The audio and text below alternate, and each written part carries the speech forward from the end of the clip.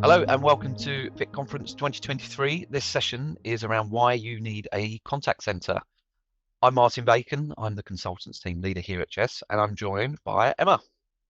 Hi, I'm Emma Stock, Customer Service Director at Chess. Good to be back with you, Martin.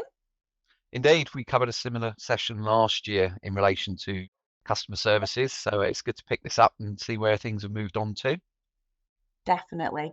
So today's agenda, we'll be covering building a better customer experience and then streamlining operations and enhancing efficiency.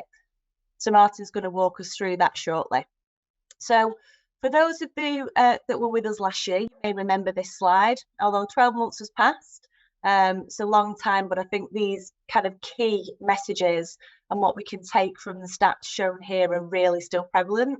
So I think both strong messages, when you look at the stats, firstly, we don't want to be missing any potential new business or risk of losing any business. And then secondly, feedback is the breakfast of champions. Whilst we learn from poor feedback, we don't want this to happen because it can be a huge impact on the business brand. I'm not going to go through every feature here because one thing that we've seen, I guess, in relation to contact center is that there's so many unique elements that every single business requires. If you tried to do everything, you'd be driving yourself insane.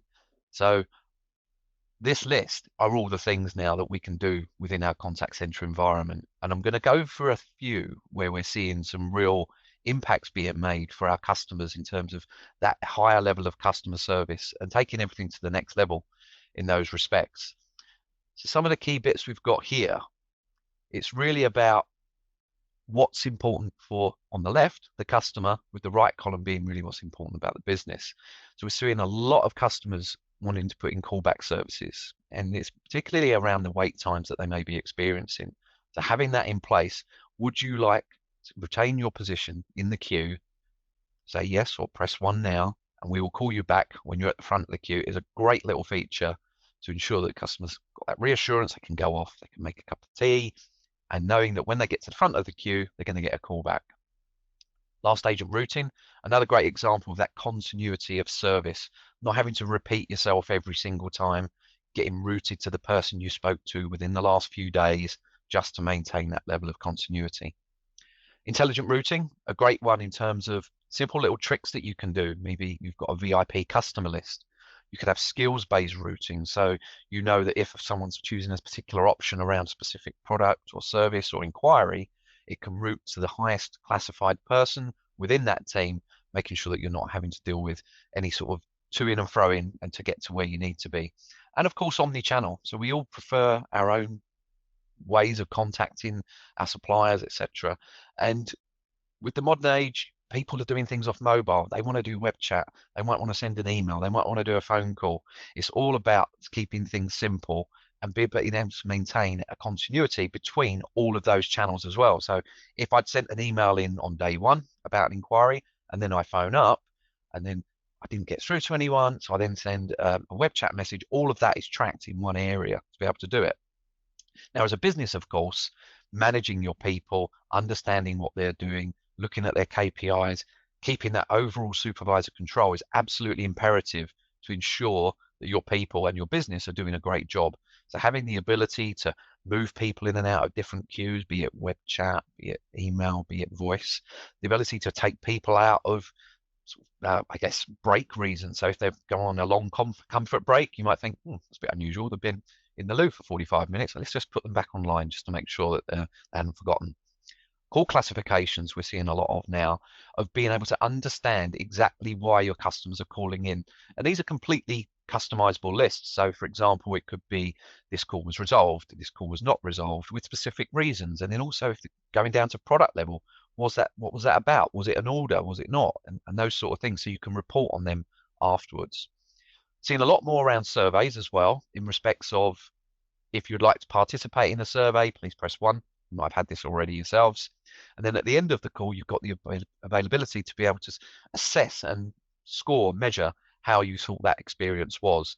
And you can use various metrics, be it your own customizable ones, or indeed sticking with things like NPS or Net Promoter Score. terminology to make sure you've got a sort of level playing field there. And of course, the final one I've got on here for businesses, which is great, and I've seen some real good examples.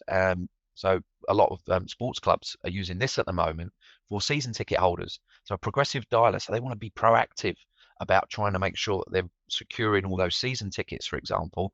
So they'll put all the customers' information into that list and set up a schedule for when those outbound calls are going to happen.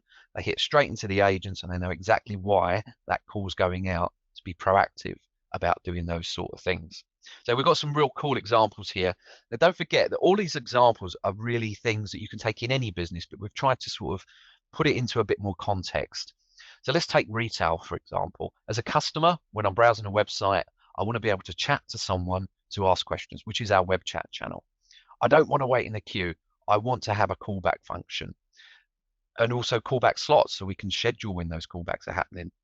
I want a confirmation email or a text message to discuss my order, so having a dynamic outbound SMS service. And of course, as a business, how we can address those is that I want feedback on the service that I've been giving to my customers, so that customer satisfaction surveys. This next one's really cool. So within the email channel, if I get an urgent email, I need it to go to the right people or team as soon as possible. And that could be keywords such as in the subject, the body, picking up keywords from that and saying, oh, if it's got urgent or unhappy or whatever, routing it to a certain department, even by the specific name in the email address or the domain as well. You can do intelligent routing that way. And then, of course, you want to be able to do things like text a link to my customers, review us online, do that proactively throughout the system. So that's just an example there of some of the features that a customer or a business might need within the retail sector. When we're looking at legal and financial, for example, as a customer, we all know it's very important that you want to speak to the person with the right knowledge. You don't want to be messing around with someone who practices in family law when you've actually got a criminal law case or something similar that a lot of these operations might have. You want to be able to have a different options. So that omni-channel, again, looking at making sure that you're communicating in the right way. Legal, specifically, and I guess financial services, costs down. So last agent routing, if I'm calling in about a case that I'm working on, I know that my people are chargeable and I don't want to be sitting there not speaking to the right person. But then as a business, regulatory requirements within both these sectors are absolutely critical. So making sure that you've got all the necessary GDPR checks in place, the option to opt out of call recording up front, whilst also recording just the agent side of things can be achieved. CRM, we see a lot of that integration piece, click to dial, speeding up that speed of customers calling in and also calling out. Increasing volumes. Let's say there was a particular, a good example of that would be the rate hike prices that we've seen on interest, for instance, with mortgage companies. They've seen a massive increase in calls coming in, people trying to secure those. So making sure it's scalable to route and overflow in certain areas. The prioritization of VIP clients or big spenders, you might want to be able to make sure you're doing that. And then, of course, updating on new products and services is also a good thing. And of course, we can't go without saying customer services. So it goes without saying that you want your calls to be handled by the most appropriate members of staff. So that skills-based routing is an absolute imperative. The last agent routing absolutely works every single time to get that continuity. The built-in CRM interaction history, knowing what everything, so the last few operations that customer may have been talking about, all being there and referenceable. And this great one, I want to know how quickly my call is going to be answered. What's my position? What's the average wait time? And it does this intelligently on the wait times by assessing since opening time, how long have people average wait, and it will translate that into a number to be able to get to the customer. As a business within customer service, and Emma will fill us in a bit more about this, I'm sure, at some stage, you want to know, you've got new people starting, you want to be able to listen, you want to be able to coach them. Are they saying the right things? If they get a tricky question, you might want to be able to jump in and say, oh, actually, no, that's not the right way to do it. Let's actually say it this way. Customer satisfaction surveys, we're a big NPS scorer, and we use that on a monthly basis and getting that out. Scripts, that's a great thing. So especially with new people, reminding them what they need to say. So you can have a script in a window on that platform to say, have you done your Data Protection Act checks? Have you asked them about attending VIC Conference 2023? All these little things that will come up if you be able to tick. And then I love this last one because a lot of customers are using this now. If you miss a call, automatically send them a text message to say, really sorry we missed your call. and then put it into a callback queue so you can call them back. So sorry we missed your call. We're going to call you back as soon as we've got someone available. Please hold. We won't be long. Proactive mechanisms of taking that through. So I'm going Yeah, to I handle think, this. yeah, Sorry, Em, just please. in there, Martin. I think, for me, talking from experience, recently we were, analysing customer feedback, what people were saying, and I think just some really small changes to how you manage your contact centre and what you use has such a big impact. Such a big impact. It can reduce the number of queries you get in because you're getting to the right person at the right time, first time. You're setting your expectation to the customer of where they are and when to expect something. I think, yeah, it just feels like a couple of different tweaks and, we've reduced our time to answer. We're answering customer queries quicker, and I think, you've just scratched the surface in what you've just run through as well there. So there's so much more. Absolutely. And it's great to see that we're proactive as well in terms of Yeah, doing these things we and have to saying be. selling what we Yeah, do and making sure that customers are getting the benefits of that as yeah. well.